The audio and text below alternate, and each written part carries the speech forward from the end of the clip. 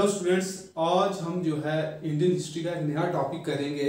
वो है खेदा सत्याग्रह। खेदा सत्याग्रह को कहा जाता है फर्स्ट नॉन कोऑपरेशन मूवमेंट। अगर आपने मेरी पहली जो वीडियो है इससे पहले वाली अहमदाबाद सत्याग्रह या अहमदाबाद मिल स्ट्राइक आपने अगर देखे, जिसे फर्स्ट हंगर स्ट्राइक कहा था, तो उसका जो है वो इससे थोड़ा सा इंटर रिलेटेड है। इसलिए अगर आप मेरी वीडियो देखते हैं, वीडियो देखने से पहले जो प्ले लिस्ट मैंने बनाई है, जो सीरियल वाइज अगर आप वीडियोस देखेंगे तो आपको अच्छे से समझ आएगा। आज हम बात करेंगे खेदा सत्याग्रह के बारे में, जिसे फर्स्ट नॉन कोऑपरेशन मूवमेंट कहा जाता है। अब खेदा सत्याग्रह, इसकी बैकग्राउंड जानेंगे। आखिर जो खेदा सत्याग्रह है, इसके पीछे जो थे वो रीजंस क्या थे, कि क्या हुआ, क्यों ये सत्याग्रह हुआ। खेदा सत्याग्रह, आप साथ साथ इसे नोट डाउन भी कर लें। खेदा सत्याग्रह, और खेदा सत्याग्रह को जैसे मैंने आपको अभी बताया, खेदा सत्याग्रह को कहा जाता है फर्स्ट नॉन कोऑपरेशन मूवमेंट। क्या कहा जाता है इसे? First non cooperation movement. First non cooperation movement.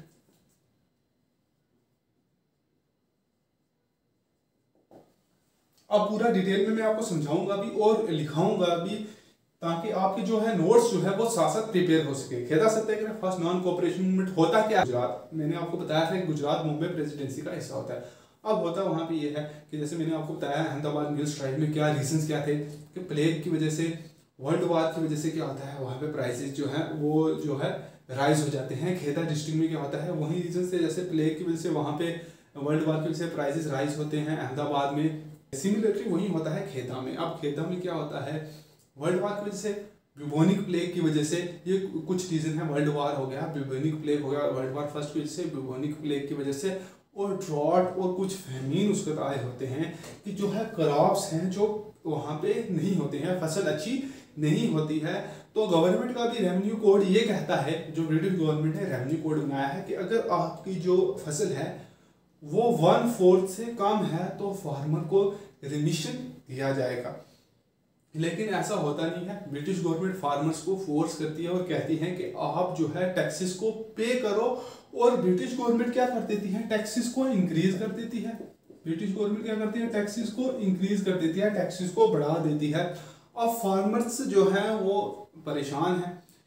एक तो इतनी बीमारियां वहां पे फैली हैं, उसकी वजह से क्या हो चुका है कि प्राइस राइज हो चुके हैं, और दूसरा गवर्नमेंट ने अब टैक्स भी बढ़ा दिया। अब फार्मर जो है वो टैक्स कहाँ से देंगे, क्योंकि क्रॉप तो जो है उनकी वो फेल हो चुकी है, प्रोड्यूस इतना अच्छा इस बार नहीं हुआ है। तो फार्मर्स क्या करते हैं, फार्मर्स जाते हैं गुजरात सभा के पास, जाते हैं, अप्रोच करते हैं गुजरात सभा के। उसके जो हेड होते हैं वो होते हैं सरदार वल्लभ भाई पटेल।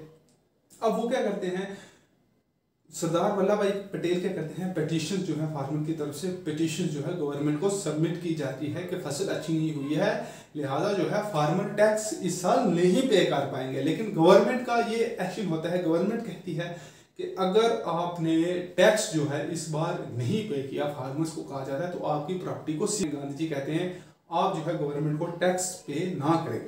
सरदार वल्लभ भाई पटेल और जो उनके साथी होते हैं, जैसे मोहनलाल पांड्या और बहुत सारे साथी, वो गाँव में जाते हैं, गाँव में जाके एक सर्वे करते हैं, विलेजर्स को कहते हैं कि आप टैक्स नहीं पे करेंगे। अब वो टैक्स नहीं पे करते हैं, सरदार वल्लभ भाई पटेल उनके साथी टैक्स रिवॉल्ट करते हैं गवर्नमेंट के अगेंस्ट, वो टैक्स नहीं पे करते हैं, तो गवर्नमेंट क्या करती है, फार्मर्स की प्रॉपर्टी को गवर्नमेंट सीज कर लेती है। अब गवर्नमेंट जब प्रॉपर्टी को, फार्मर्स की प्रॉपर्टी को तो सीज कर दिया जाता है, जो फार्मर्स होते हैं, फार्मर्स जो है सरदार वल्लभ भाई पटेल का साथ नहीं छोड़ते, बिल्कुल उनके साथ इस मूवमेंट में रहते हैं। और फाइनली जो है गवर्नमेंट मान जाती है, 1919 का टैक्स जो है उसे सस्पेंड किया जाता है, और जो बाकी टैक्सेस उन्होंने बढ़ाए थे, जो इंक्रीज किए थे, उसको भी रिड्यूस कर दिया जाता है। यह है आपका खेदा सत्याग्रह, जिसे फर्स्ट नॉन कोऑपरेशन मूवमेंट कहा जाता है। इसे हम साथ साथ लिखेंगे भी, मैंने समझा दिया आपको, बाद में भी समझाऊंगा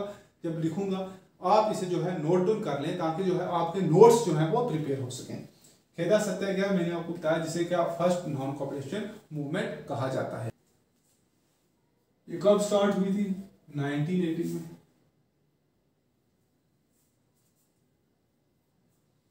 अब मैंने आपको इसकी बैकग्राउंड बता दी है। Because of drought, because of drought crops failed in Kheda district of Gujarat.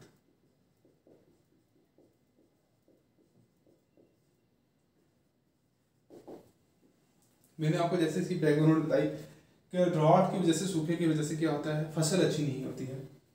और रेवेन्यू कोड क्या कहता है, अकॉर्डिंग टू रेवेन्यू कोड के हिसाब से if the produce was less than of the 1/4,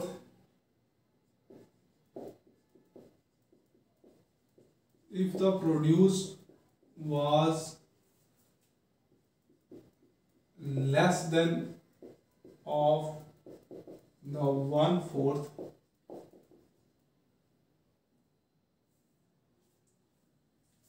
the farmers were entitled to remission.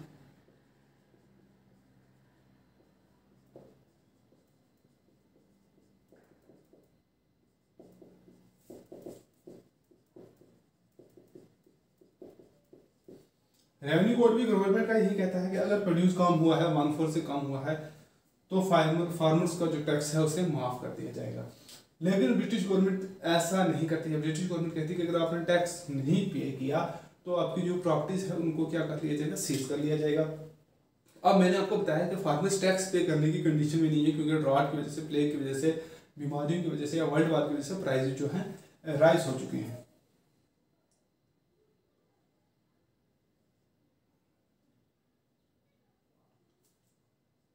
The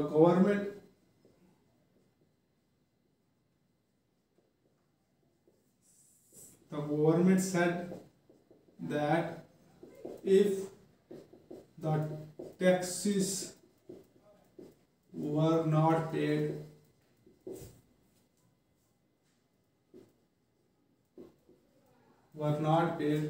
the properties of the farmer would be seized.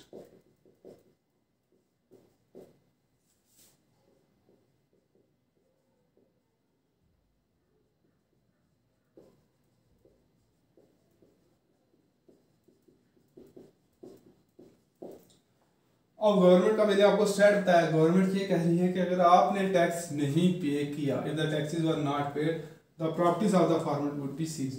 Farmers की properties को क्या कर लिया जाएगा, सीज कर लिया जाएगा। अब फार्मर्स क्या करते हैं, फार्मर्स गुजरात सभा के पास पहुंचते हैं। गुजरात सभा को हेड कर रहे होते हैं सरदार वल्लभ भाई पटेल।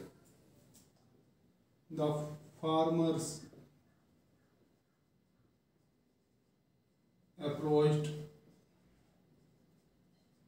गुजरात सभा। फार्मर किसके पास जाते हैं, गुजरात सभा के पास, गुजरात सभा। अब गुजरात सभा को कौन हेड कर रहा होता है, मैंने आपको बता दिया, गुजरात सभा को हेड कर रहा होता है वल्लभ भाई पटेल। अब क्या होता है, पिटीशन सबमिट की जाती है। द गुजरात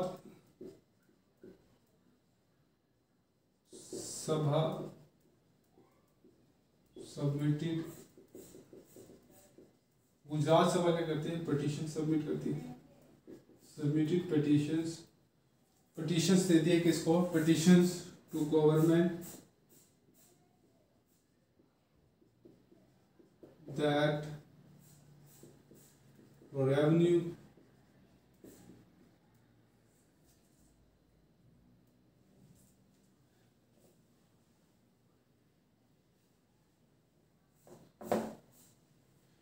अब गुजरात सभा क्या करती है, पिटीशन सबमिट करती है। Gujarat Sabha submitted petitions to the government that tax for the year 1919 should be suspended.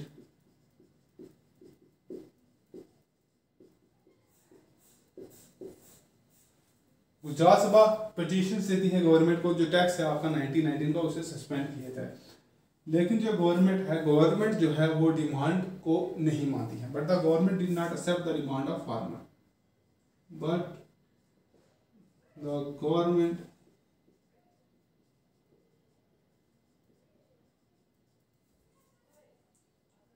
did not accept the farmers' demand.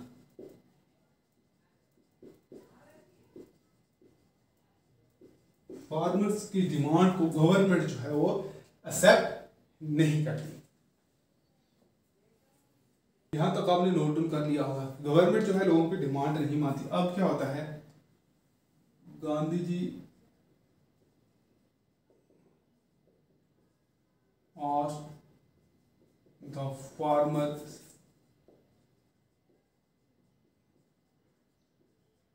not to pay taxes to the government.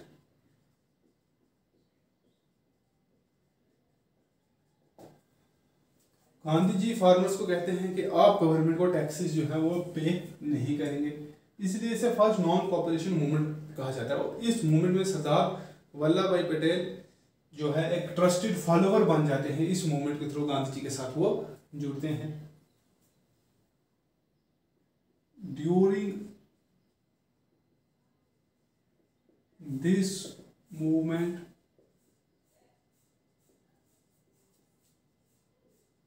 Sardar Vallabh भाई पटेल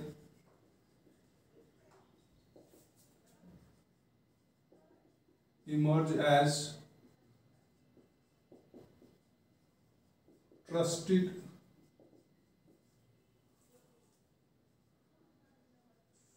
follower of गांधी जी।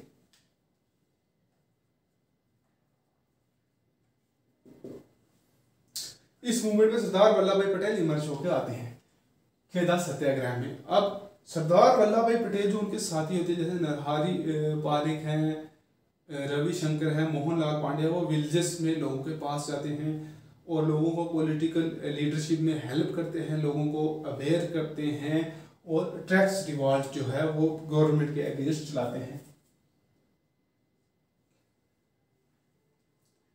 सरदार वल्लभ भाई पटेल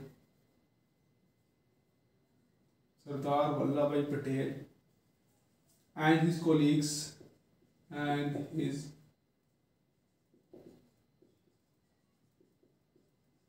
और उनके जो साथी होते हैं, जैसे कौन कौन से होते हैं, मोहनलाल पांड्या,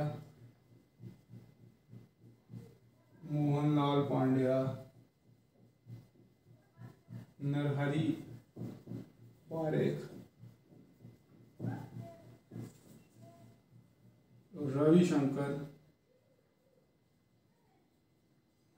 ये क्या जाते हैं, विलेजेस में जाते हैं। वेंट अराउंड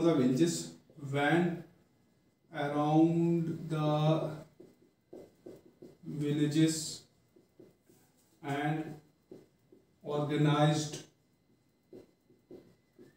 गांव में जाते हैं, लोगों को अवेयर करते हैं और टैक्स रिवॉल्ट चलाते हैं गवर्नमेंट के against. And organize tax revolt against government, और गवर्नमेंट के अगेंस्ट टैक्स रिवॉल्ट चलाते हैं। ये मूवमेंट बहुत ही पीसफुल रहता है, यूनाइटेड रहता है, पूरी सेक्शंस इसमें जो है वो यूनाइटेड होती हैं। अब गवर्नमेंट के अगेंस्ट ये रिवॉल्ट चलाते हैं। अब गवर्नमेंट ने क्या कहा, मैंने आपको बताया था कि अगर आप टैक्स नहीं पे करोगे तो क्या हो जाएगा, आपकी प्रॉपर्टी को सीज कर लिया जाएगा। The British government seized the property of the farmers. The British government seized the property of the farmers. अब ब्रिटिश गवर्नमेंट क्या कर रही है, जैसे ब्रिटिश गवर्नमेंट ने कहा था कि हम प्रॉपर्टी सीज कर लेंगे, ब्रिटिश गवर्नमेंट जो है फार्मर्स की प्रॉपर्टीज को क्या कर लिया जाता है, सीज कर लिया जाता है।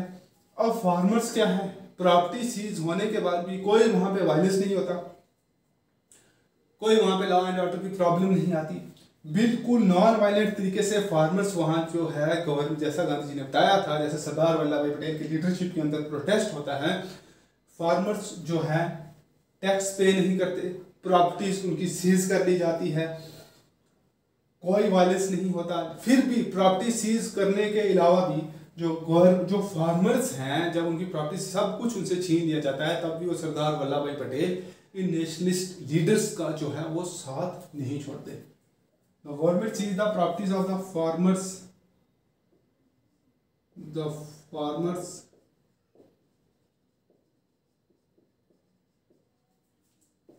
did not left the movement and supported Sardar Patel. Sardar Patel भी सरदार वल्लभ भाई पटेल। फार्मर्स क्या कहते हैं, अब वो वहां से फार्मर्स भागते नहीं, आप गवर्नमेंट ने उनकी प्रॉपर्टी छीन ली। जैसे गांधी जी ने बताया था, जैसे सरदार वल्लभ भाई पटेल की लीडरशिप के अंदर ये जब मूवमेंट चलती है तो फार्मर्स क्या करते हैं, इस मूवमेंट को छोड़ते नहीं और सपोर्ट करते हैं सरदार वल्लभ भाई पटेल की। प्रॉपर्टीज उनकी सीज हो जाती है तब भी जो है वो सपोर्ट करते हैं सरदार वल्लभ भाई पटेल की। इससे हमें ये क्लियर हो जाता है, जैसे मैंने आपको तीनों मूवमेंट पढ़ाई, चंपारण पढ़ाई, अहमदाबाद पढ़ा रहा हूँ, अभी ये खेदा मूवमेंट जारी है कि गांधी जी का एक इम्पॉर्टेंट रोल रहता है इंडियन नेशनल मूवमेंट में, फ्रीडम स्ट्रगल में गांधी जी एक इम्पॉर्टेंट रोल प्ले करते हैं। अब कई सारे आपको मिल जाएंगे उनके क्रिटिक्स जो गांधी जी के बारे में बोलेंगे, पर ऐसा नहीं है। अगर आप हिस्ट्री को अच्छे से पढ़ें तो आपको पता चलेगा कि गांधी जी ने कैसे नेशनल मूवमेंट को जो है एक नई दिशा दी, एक नया मोड़ दिया और कैसे हेल्प की इंडियंस की। गांधी जी और बाकी लीडर्स भी उनके साथ थे, कैसे इंडिया को जो है वो ब्रिटिश के चंगुल से आज़ाद कराया। The farmer did not left the movement and supported, Sardar Patel को सपोर्ट करते हैं। Finally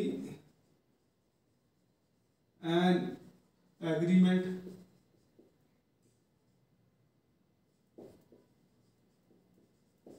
signed between the government and the farmer।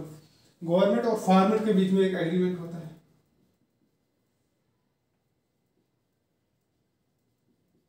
और एग्रीमेंट में क्या आता है, एग्रीमेंट में ये लिखा आता है कि जो रेवेन्यू है, रेवेन्यू असेसमेंट है 1919 ईयर का, उसे सस्पेंड किया जाएगा।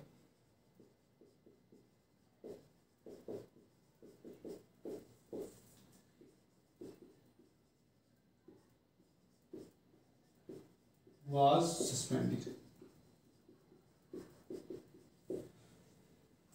फाइनली एग्रीमेंट होता है किसके बीच में, गवर्नमेंट और फार्मर के बीच में। Revenue assessment of the in 1919 year was suspended, और जो नेक्स्ट ईयर जो टैक्स आपने बढ़ाए होते हैं and the taxes were reduced for the next year, और टैक्सेस को भी क्या कर दिया जाता है, टैक्सेस वर रिड्यूस्ड, टैक्सेस को कम किया जाता है for the next following year. Non violence के तरीके से जो है मूवमेंट सक्सेसफुल रहती है और एग्रीमेंट हो जाता है गवर्नमेंट और फार्मर के बीच में। उस एग्रीमेंट के तहत 1919 ईयर का जो रेवेन्यू है वो ब्रिटिश गवर्नमेंट उसको सस्पेंड करने में मजबूर हो जाती है, और जो टैक्सेस जो ब्रिटिश गवर्नमेंट ने बढ़ाए थे उस टैक्सेस को और इंक्रीज किया जाता है, और नेक्स्ट ईयर से वो टैक्सेस भी जो है वो रिड्यूस कर दिए जाते हैं। नेक्स्ट वीडियो में नेक्स्ट मूवमेंट के बारे में हम डिस्कस करेंगे।